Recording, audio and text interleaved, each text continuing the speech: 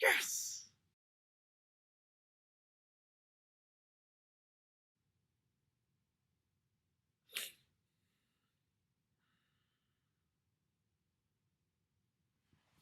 It's really strange how love and hate are so closely correlated. For example, I love Disney. It is my dream job to work for them, either as a composer or as an Imagineer working on rides. I can't imagine a more awesome career than either creating music that brings people into the magic of Disney or creating rides that brings people into the magic of Disney. There can be nothing better than being creatively fulfilled and also bringing joy to people's lives while doing that.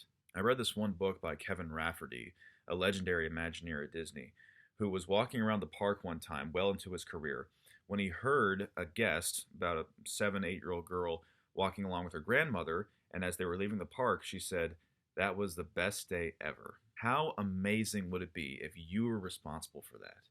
If you played even a small part in giving someone their best day ever, how incredible would that be? So, regardless of what I say in this review, it is no secret that Disney holds a special place in my heart. Having said that, I also hate Disney.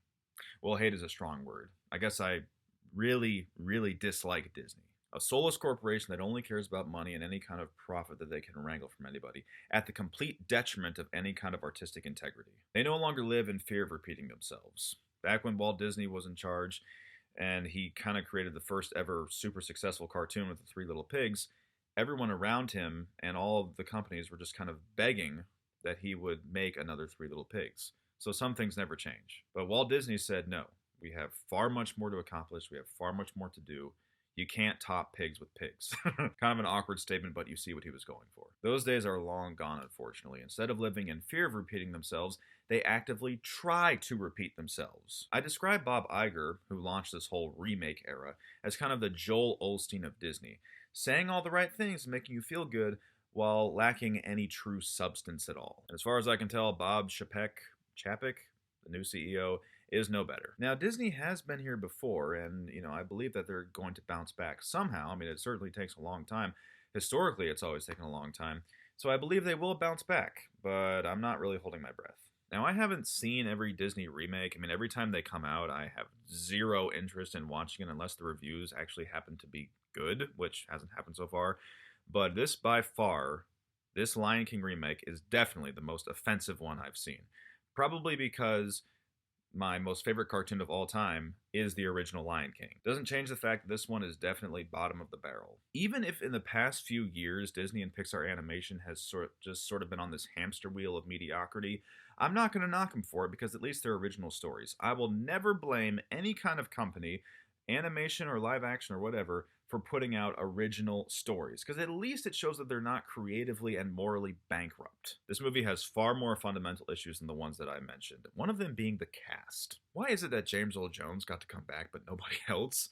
I mean, it can't be a matter of money because this is Disney we're talking about. They can hire anybody they want.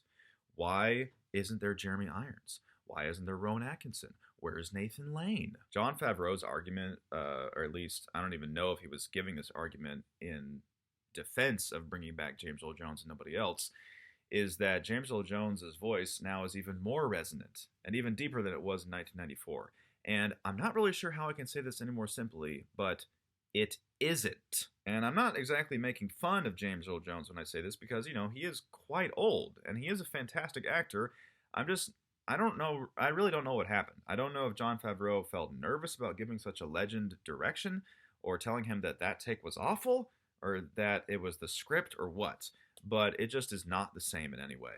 I mean, there's just a whole plethora of lines that James Earl Jones's delivery is just questionable at best. For example, when Mufasa and Simba are up on Pride Rock and they're having that whole scene like, everything the light touches is our kingdom. And Simba goes like, you rule all of this? And Mufasa's like, yes. When I first heard that, I was just like, do you have marbles in your mouth or what's going on? And then when they're doing the whole morning report and they decide to pounce on Zazu, and Mufasa goes, that's very good. Another example being when they're in the stampede and Mufasa's like, come to me, Simba. Yep. Like he swallowed the word before he tried to get it out. And then probably the most hilarious one, I don't even know if it made the final cut, but I saw some behind the scenes footage of James Earl Jones recording some lines for the Stampede scene, and he goes like, "Come to me, Simba, you can do it." Like, it just sounds like a father who's encouraging his like 6-year-old son to like jump into the pool for the first time in his life. Again, not trying to make fun of James Earl Jones. It's just that, and maybe in his more advanced age, his line delivery just is not exactly what it used to be. Oh, and I almost forgot. In the original film, when Scar sort of pushes Mufasa over the edge, when he says like, "Oh no, Mufasa, perhaps you shouldn't turn your back on me," and Mufasa goes, "Is that a challenge?" Like, no matter what age you are, you kind of like, it sends shivers down your spine. Like, okay, definitely a reason why he's the king. But in this remake, he just sort of like acts confused. Is that a challenge?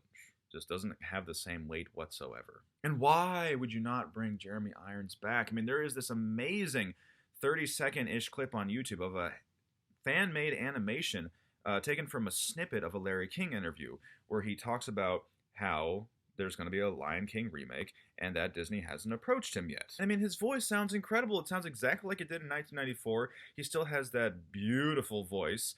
I mean, it sounds exactly like Scar. Like, why couldn't you bring him back? What's wrong with him? Nothing else wrong with Rowan Atkinson. Nothing wrong with Nathan Lane. Nothing wrong with, whomever. I mean, we could do without Matthew Broderick. That's totally fine. But everybody else, what's up, Disney? I understand the logic behind casting Beyonce, because, like, that right there is a guarantee that butts are going to be put in seats.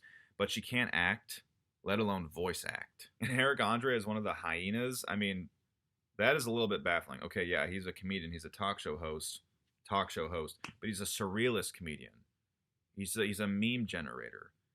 What exactly made you think that he could play one of the hyenas? Keegan-Michael Key, one of my favorite sketch comedians, cannot voice act. He just can't. And he can't really act either. I mean, he is highly competent in his lane, that is sketch comedy, but if you've seen him in any kind of like TV show, or I think he's been in some feature films. If he has, I haven't seen them. But he just can't hack it. And voice acting is very different from live action acting. You only have your voice. You have to be very specific. You have to be very expressive. John Goodman is really good at this. Billy Crystal is really good at this. But Keegan-Michael Key, a little lacking. And the script definitely didn't help. Could you just, like, give me some space? There's so much, like, room on this rack.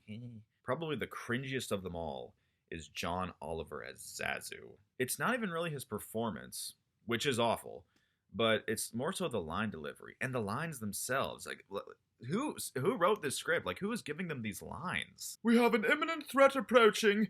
Oh, never mind, that's just my shadow. Okay, yeah, your 7-year-old might laugh at that, but like anyone who's in like a double-digit age is going to just be sweating with cringe. One of the most important aspects of screenwriting is saying as much as you can in the littlest time as possible. This also is why Screenwriting 101, or I should say more accurately, the golden rule of screenwriting is show, don't tell. In the original movie, they accomplished this in a really expert way with the introduction of Zazu and Scar. Within 2 lines, we understand the relationship between Scar and Zazu perfectly. "Didn't your mother ever tell you not to play with your food? What do you want?" Those 2 lines right there, and that kind of delivery, immediately shows us that these 2 characters do not like each other, and that they have a history with each other. But in this remake, Zazu just kind of busts into the screen. He's like, "The king approaches! The king approaches! You will genuflect." Like, he's not even looking at Scar. And Scar just kind of like slowly turns his head, and then he's like, "Oh, my mouse is gone." No established relationship. And if you've never seen the original, this could just be some random bird popping in. Like, you have no frame of reference. It's little details like that that make this movie the bottom of the barrel, as I mentioned. I would say that J.D. McCrary as Simba is the cringiest of them all, but he's just a kid, so I don't want to thrash him too much. But I'm sure that he was chosen mostly for his singing abilities, much like how the kid was chosen for Avatar: The Last Airbender because he could do karate, not because he could act. And J.D. McCrary's singing is fine, I guess. I mean, Jon Favreau called him a YouTube sensation, and I mean, 26,000 subscribers ain't nothing, but you're not exactly Justin Bieber. Another fundamental issue is the music.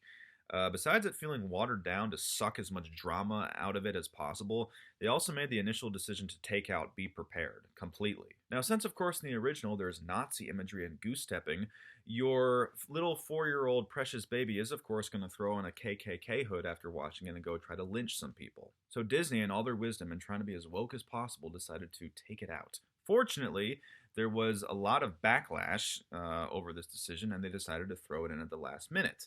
And I underscore the phrase last minute. I mean, I guess kudos to you, Disney, for throwing it in, but since you took out all the fun, intensity, and logic of the original, I'm not really sure if I can give you your full commendation. Because in the original one, Scar and the hyenas already had a relationship. But in this remake, Scar walks in and it's the first time they've seen each other. And now suddenly they're willing to die for him? I don't know. It makes no sense at all. And it's basically just a chant. They're just saying like, be prepared, be prepared, be prepared. And like towards the very end of the song, they actually decide to sing a little. Be prepared. Oh yeah, that's good enough, right? Why don't you all clap? Yes, thank you, Disney. You've satisfied our wants for a new and innovative way of singing Be Prepared. Now, all of these problems stem from the fact that Disney believes they're untouchable. And guess what? They are. And it's our fault. Movie studios, they only care about money. And as long as we keep throwing money at these remakes, we're telling them that it's okay. This remake made like $1 billion in profit. I'm not even exaggerating. I think it actually made close to, if not that much.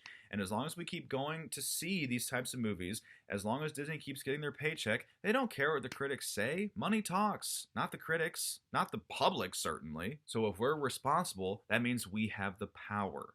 We have the power to make them change their minds. The reason why Disney animation experienced a renaissance back in the 90s is that before that they had the Black Cauldron, the most critically panned and worst received Disney animated movie of all time. We told them what we didn't like.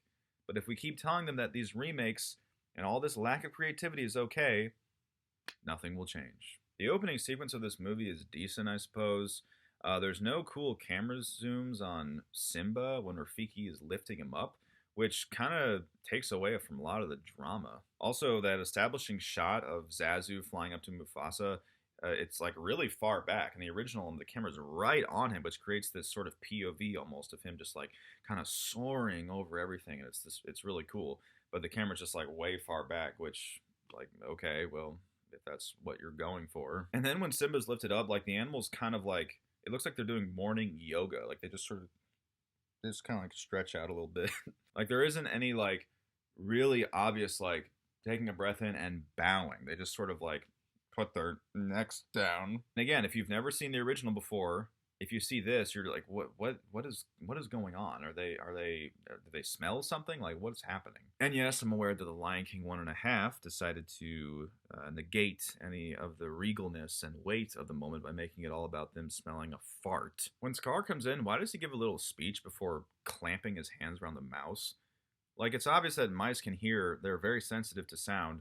So like one of the mouse just like peace out when he starts hearing like a predator talking behind him. One of the great things about the original, one of the many great things about the original is this huge character arc that Simba goes through. First he starts out as a bratty, overconfident little cub, and then he goes through this arc and turns into a responsible adult. So it would make sense that at the beginning he's a rebel. He wants to go to the elephant graveyard.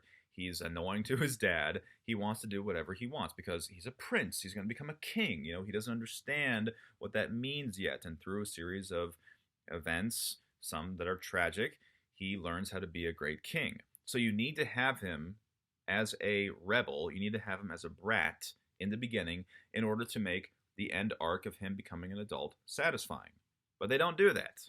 They make him cautious and responsible sometimes right off the bat. Mufasa brings Simba up to Pride Rock to show him all the land, and Simba goes, I'm not supposed to go up here.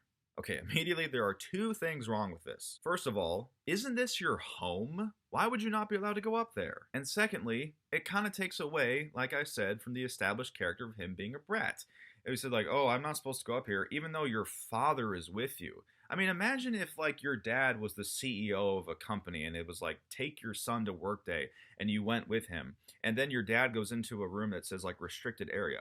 Would you say, I'm not supposed to go in here when your dad's the CEO? So Mufasa and Simba go down to Zazu for the morning report or whatever. And instead of Mufasa doing something sensible, like telling Zazu to turn around so that they can pounce on him, Zazu just decides to turn around. Like, well, that's pretty disrespectful. Like, you're the king's talking to you, and you're just like, okay, I'm gonna go this way now. Instead of it being a playful scene with some, hilarity between Mufasa and his subordinates, just becomes some random act of brattiness from Simba and Mufasa because it was Mufasa's idea.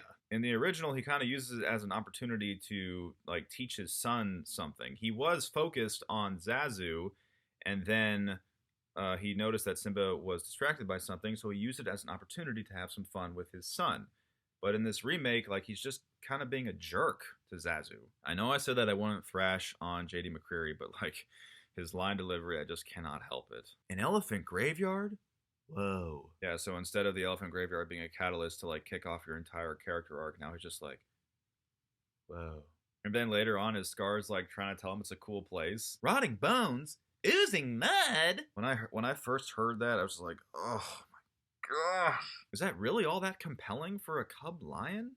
Rotting bones and oozing mud? I can understand if you wanted to go over there because it is within your rebellious nature. And, Scar saying only that the bravest lions go there. You want to prove that you're brave. But how is rotting bones and oozing mud compelling at all? Then they sing one of my most favorite Disney songs of all time. If not my most favorite, I Just Can't Wait to Be King.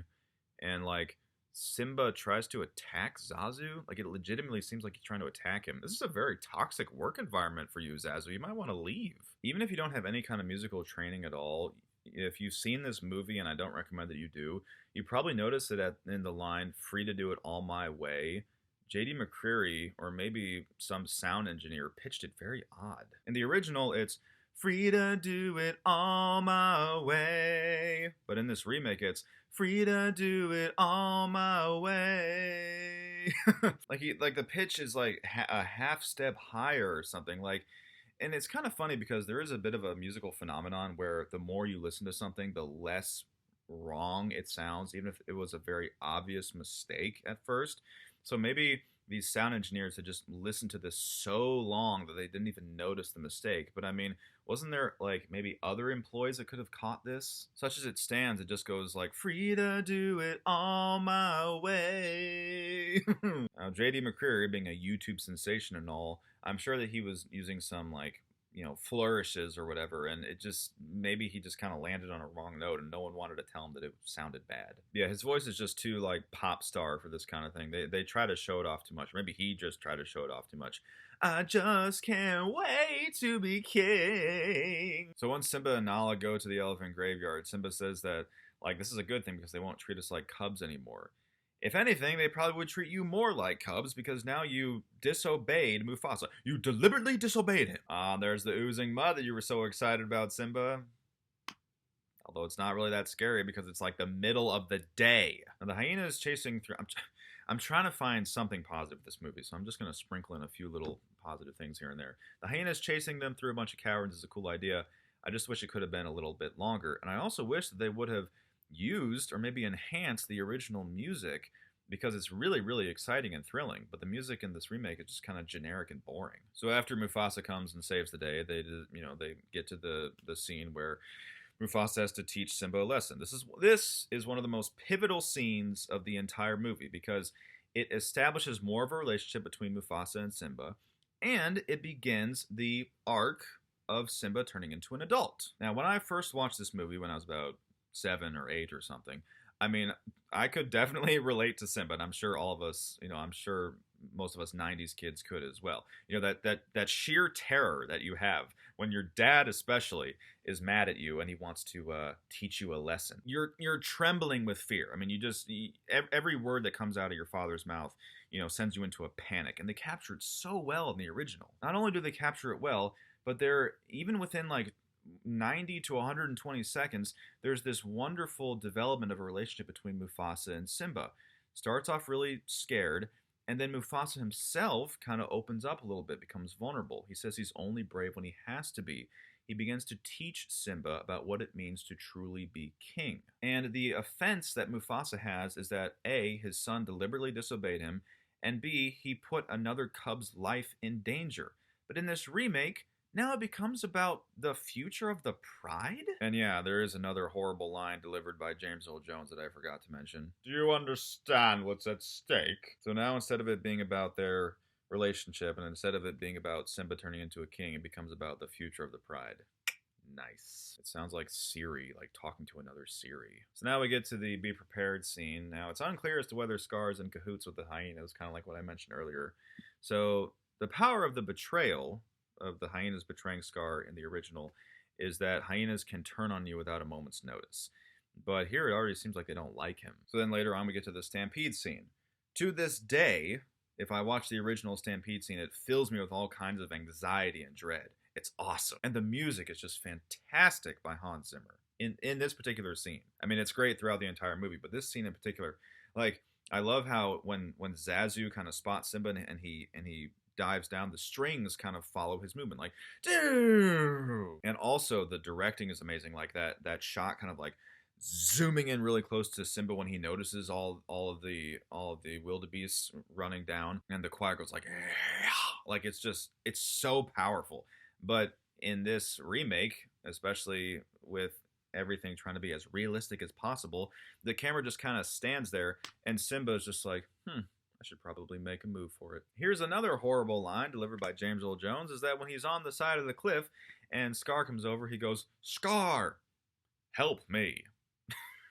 Like, it sounds like he's moving a couch up a flight of stairs and, like, everyone's just kind of sitting around drinking lemonade and no one's helping him out. I never thought I would actually say this, but again, when I was about 7 or 8 watching the original, I distinctly remember going into the bathroom and sobbing my eyes out when Mufasa died, because anyone could relate to, the idea of your father dying. I mean, because the delivery is so good, the music is so heavy, and the voice, the emotion in the actors' voices is just, it's heartbreaking in the remake.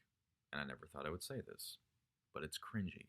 Mufasa's death is cringy. So if there's no emotion coming out of your face, but you're trying to make it seem as if your voice is about to crack because you're suppressing all this sadness, no matter who you are, it's cringy. Like, imagine if a human being did it.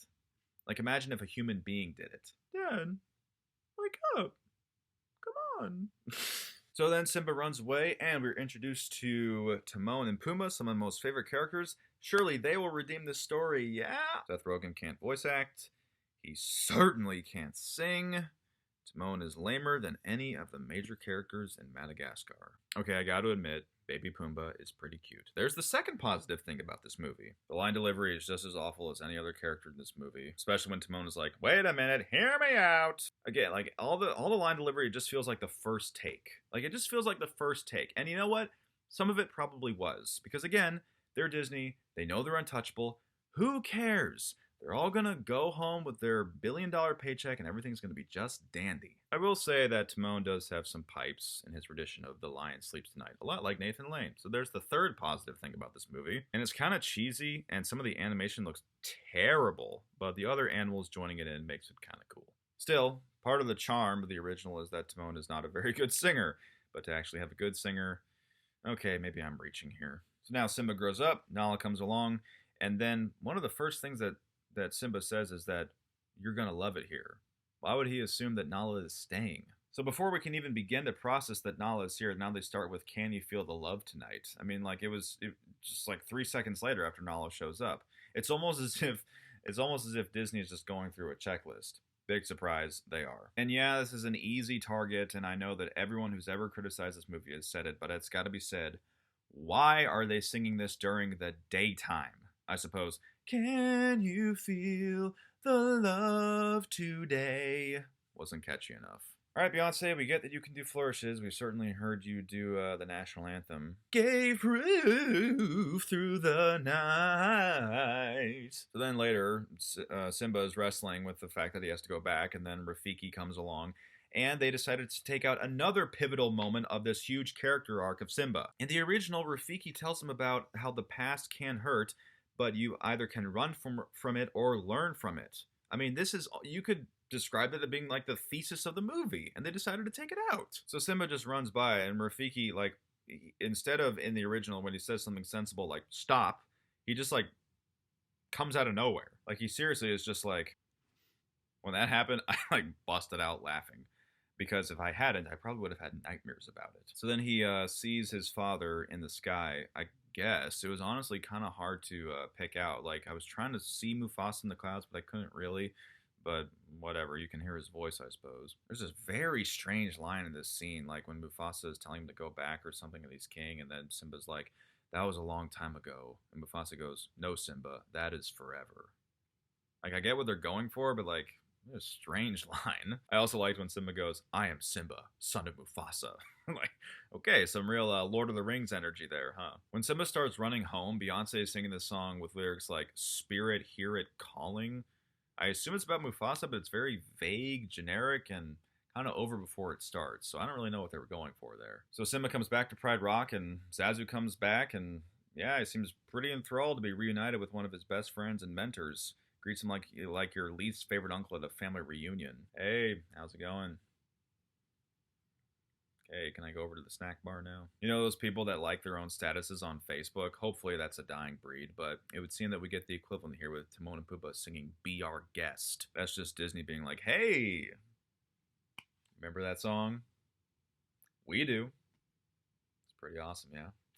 So Rafiki pulls out his stick to aid in the fight against Scar and everybody else. But what's interesting is that Jon Favreau didn't want Rafiki to have a stick in the opening scene because it's not realistic enough. But I guess Rafiki having a stick in this remake for the fight is realistic enough, right? You got to have that action scene so that everyone's attention remains on the screen and they're not falling asleep like I did. I will say that the one good bit of voice acting in this entire movie is when Scar is going on a rant about Simba killing Mufasa.